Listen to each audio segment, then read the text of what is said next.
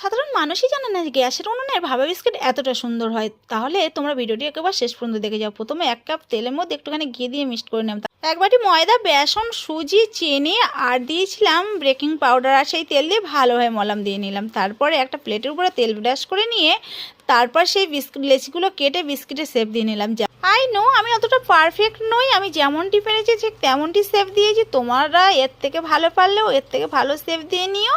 তারপর একের পর এক লেচিগুলো কেটে আমি সবগুলো বিস্কুট একেবারে শেপ দিয়ে নিলাম। তারপর ডেকোরেশন করার জন্য তো কিছু এর উপরে দিতে হবে, তা আমি কয়েকটি কাঠবাদাম নিলাম, নিয়ে কুচি কুচি করে কেটে বিস্কুটের উপরে দিয়ে দেব। চলো তারপরে সবগুলো দিয়ে দেবো। এইদিকে একটা গ্যাসের উপরে তাওয়া গরম করতে দিয়েছিলাম, তারপর কড়াই বসিয়ে স্ট্যান্ড দিয়ে সেই বিস্কিটগুলো দিয়ে 35 মিনিট একই রকমভাবে জাল দিয়ে নেবো। আমার কোনো কাজে ধৈর্য খুবই কম, তাই দেখো এত তাড়াতাড়ি আমি তুলেছি বিস্কুটগুলো ভেঙে গেছে। চলো আজকে ভিডিওটা এই পর্যন্ত।